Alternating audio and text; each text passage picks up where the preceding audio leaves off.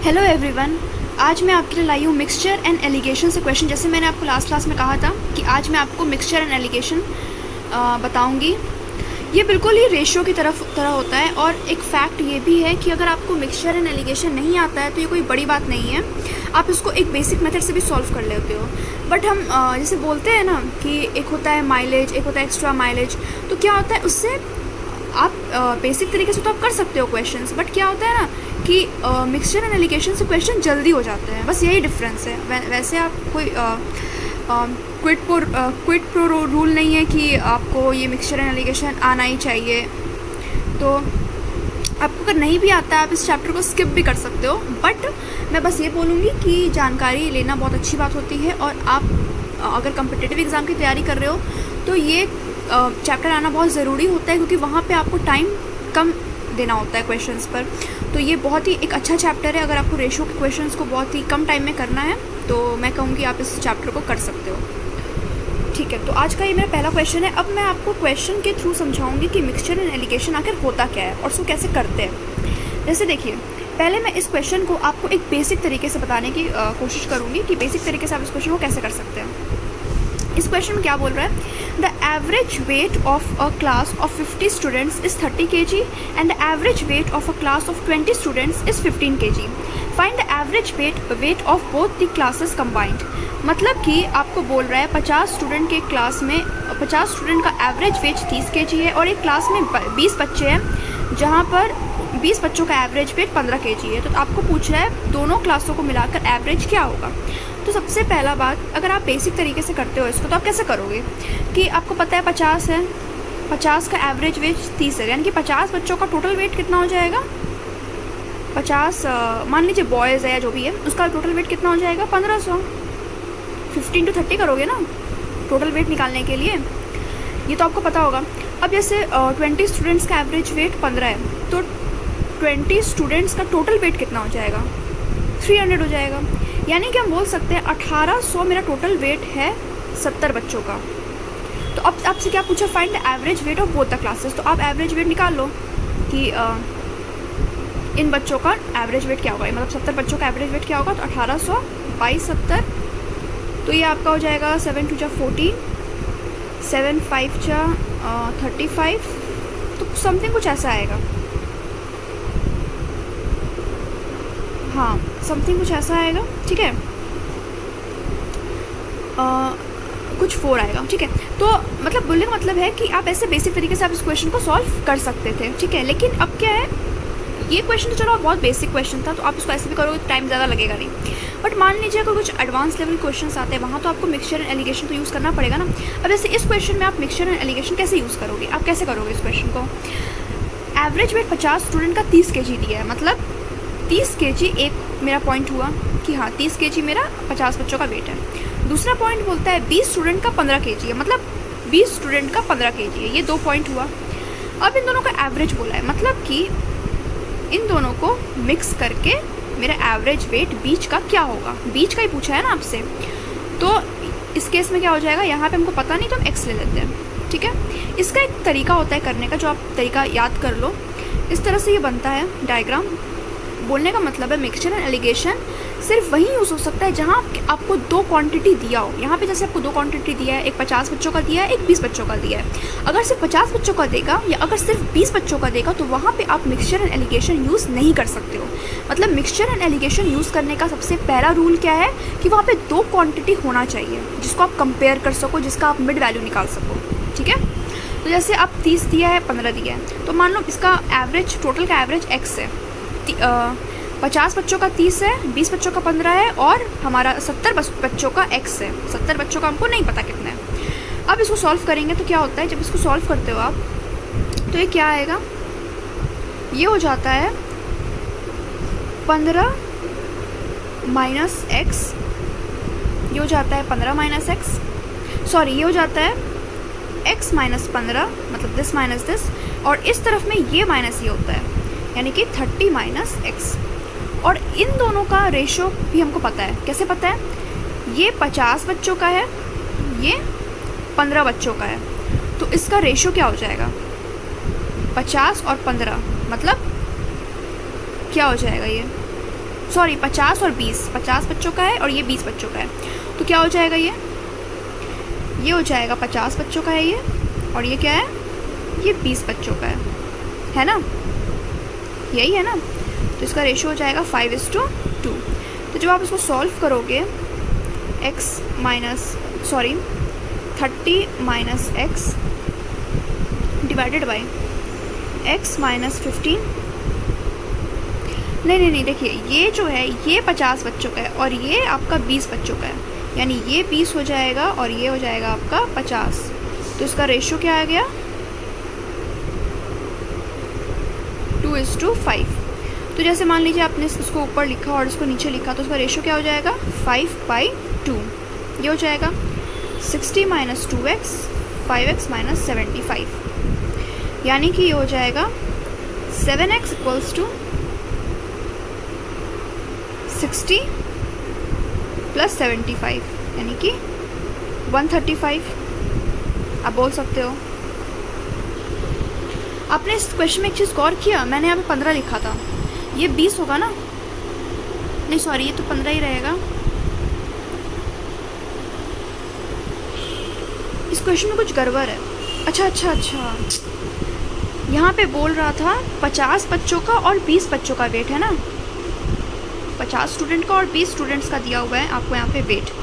ये क्या है, ये 50 बच्चों का था, यानी कि ये लाइन में 50 फॉल करेगा, मैंने पहले ठीक लिखा था, ये 50 का था, और ये किसका है, ये 20 का है, यानी ये हो जाएगा 5:2।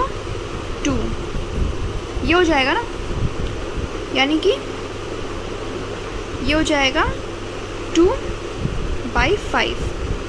इसको आप सॉल्व करोगे तो ये क्या आएगा, 5 × 30, 150 माइनस 5x, 2x माइनस 30, यानी कि 7x इक्वल्स टू 180, और x इक्वल्स टू मेरा वही हो जाएगा जैसे मेरा पहले आया था, जो भी आएगा मेरा जैसे पहले आया था। तो ये क्या हो जाएगा, 2 जा 14, 5 जा समथिंग 25.5 कुछ आएगा, ठीक है। तो आप देख सकते हैं जैसे दोनों का आंसर ऑलमोस्ट सेम है। तो आप इस क्वेश्चन को ऐसे भी कर सकते हो। तो मतलब ये तो क्वेश्चन बेसिक था, तो इसमें आप बेसिक मेथड यूज़ करोगे तो टाइम आपको लगेगा नहीं, बट जो हाई लेवल क्वेश्चंस होते हैं वहाँ पे आप बेसिक मेथड यूज़ नहीं कर पाते हो। अगर आप कॉम्पिटिटिव एग्जाम की तैयारी कर रहे हो तो आप बिल्कुल नहीं कर सकते, क्योंकि बहुत सारा टाइम कंज्यूम हो जाएगा। तो मैं तो यही सजेस्ट करूँगी कि आपको मिक्सचर एंड एलिगेशन यूज़ करना चाहिए, बट आपको ये पता होना चाहिए ना कि ये क्वेश्चन ये कहाँ पर यूज़ होता है। तो मैंने पहला रूल क्या बताया, जहाँ पर 2 क्वान्टिटी होते हैं वहीं पर यूज़ होता है ये चीज़, ठीक है। कम से कम 2 क्वांटिटी वहाँ पे होना चाहिए, एक क्वांटिटी में नहीं होता है वो, ये यूज़ नहीं हो सकता। तो अब मैं फिर से आपको ये क्वेश्चन समझा देती हूँ, क्योंकि थोड़ा बीच में गड़बड़ी हो गया था, इसलिए मैं फिर से आपको बताती हूँ क्वेश्चन। द एवरेज वेट, मतलब 50 बच्चों का जो वेट है वो एवरेज वेट 30 kg है, और एवरेज वेट एक क्लास में 20 बच्चे उनका कितना है, 15 kg है। मतलब 2 क्लास का आपको एवरेज वेट दे के रखा है। अब आपको पूछ रहा है कि 70 बच्चों का एवरेज वेट कितना होगा, ठीक है। 50 बच्चों का एवरेज वेट 30 है, 20 बच्चों का एवरेज वेट 15 है, ये दोनों का एवरेज वेट है। अब टोटल का एवरेज वेट कितना है ये मुझे नहीं पता, मैंने इसको ऐसे सॉल्व किया। मैंने बताया था आपको, यहाँ वाले को हम लोग क्या लिखते हैं, x माइनस 15, और इधर क्या करते हैं हम लोग 30 माइनस x करते हैं, ठीक है।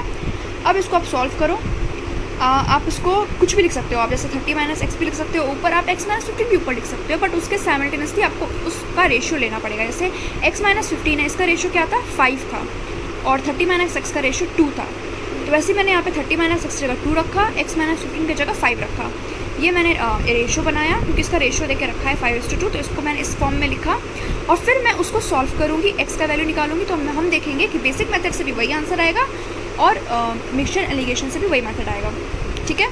फॉर मोर क्लियरिटी मैं आपको दूसरा क्वेश्चन करवाती हूँ, ये थोड़ा अलग क्वेश्चन है, तो आपको इससे काफ़ी समझ में आएगा। ये रहा मेरा दूसरा क्वेश्चन। इस क्वेश्चन में क्या बोल रहा है, Ram's pocket there are 25 rupees consisting of only the denomination of 20 paise and 50 paise. Thus there are total of 80 coins in my pocket or in Ram's pocket, whatever. The number of coins of the denomination of 50 paise coin is, मतलब कि इस question में क्या बोल रहा है कि राम के पॉकेट में 25 रुपये है, ठीक है। उस 25 रुपये का फॉर्म क्या है, कुछ उसमें 20 पैसे हैं, कुछ उसमें 50 पैसे हैं। ठीक है। दोनों पैसा मिलाकर 80 कॉइन है उसके पॉकेट में। अब पूछ रहा है 50 पैसे के कॉइन कितने हैं। अब इस क्वेश्चन को अगर आप बेसिक तरीके से करने जाओगे तो इस क्वेश्चन में आपको टाइम लग सकता है। मैं पहले बता देती हूँ, इस क्वेश्चन में टाइम लगेगा, ठीक है।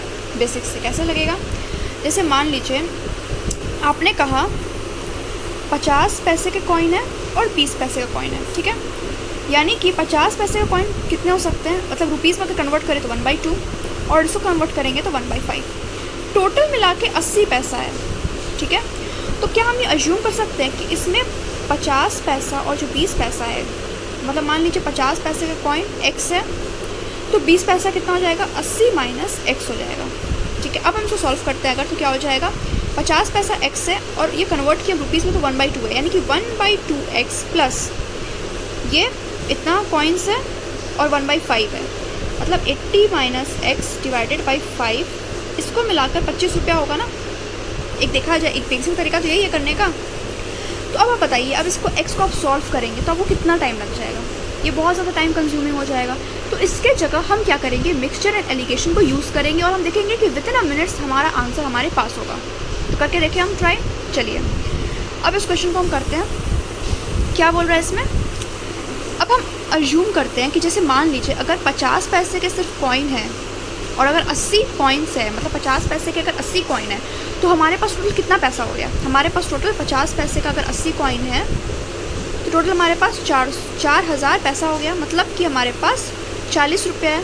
लेकिन अगर हमारे पास 20 पैसे के 80 कॉइन है तो हमारे पास 1600 पैसे हो गया, यानी कि हमारे पास 16 रुपीज़ हो गया।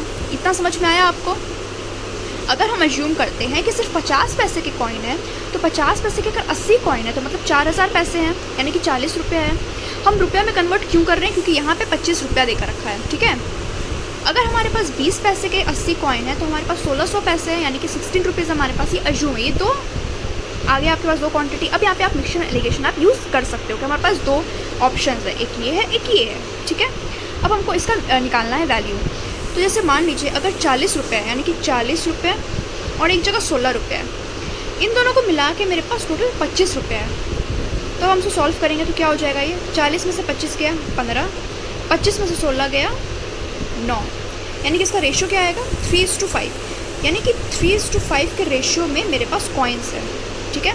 टोटल कॉइन्स है कितना, 80 कॉइन है, यानी 80 डिवाइडेड बाई 8 इंटू 3, 30 कॉइन्स हो गए इसके, 40 के 30 कॉइन्स हो गए, और 80 डिवाइडेड बाई 8 इंटू 5, 50 हो गए मेरे पास 16 रुपये वाले कॉइन, ठीक है। यानी कि हमारे पास 20 रुपया वाला, मतलब 20 रुपये वाला तो यही था ना, 20 रुपये वाला तो यही था 16 रुपया, यानी कि 20 रुपये के जो कॉइन थे वो हमारे पास 50 है। और क्वेश्चन ने पूछा है 50 पैसे वाला, तो ये तो 50 पैसे वाला था ना, 50 पैसे वाला 40 रुपया, 50 इंटू 80 40 था ना, तो ये 50 पैसे वाला इतना रुपीज़ था, 40 रुपीज़ था। तो अगर 50 पैसे वाला 40 रुपीज़ है तो कॉइन कितना है मेरे पास, 30 कॉइन है। समझ में आया। क्वेश्चन में क्या पूछा है, number of coins of denomination of 50 पैसा, मतलब 50 पैसा के कितने कॉइन्स हैं। 50 पैसा के हमारे पास 30 कॉइन है और इन दोनों को मिला के 80 हो गया, यानी कि टोटल हमारे पास तो 80 कॉइन थे ना। अब फिर से इस क्वेश्चन को देखो, मैं फिर से आपको समझाती हूँ ये क्वेश्चन, अगर आपको समझ में नहीं आया तो। बोल रहा है कि राम के पॉकेट में 25 रुपया था, ठीक है। राम के पॉकेट में 25 रुपया था, उसमें से 50 पैसे के कुछ कॉइन थे, 20 पैसे के कुछ कॉइन थे, टोटल कॉइन्स मिला के हमारे पास 80 कॉइन्स थे, ठीक है। लेकिन हमें ये नहीं पता है कि 50 के कितने कॉइन थे और 20 के कितने कॉइन थे। तो अब हमको ये निकालना पड़ेगा। तो हम क्या करते हैं, हम अज्यूम करते हैं कि मान लीजिए अगर उसमें सिर्फ 20 पैसे के कॉइन थे, मतलब कितने कॉइन हुए टोटल 1600 कॉइन हुए, यानी कि मेरे पास 16 रुपया था, ठीक है। अगर 50 पैसे के 80 कॉइन थे, मतलब हमारे पास 4000 कॉइन था, मतलब हमारे पास 40 रुपया था। तो मैंने दोनों को लगाया 40 और 16 को, और टोटल मिला के 25 है, ठीक है।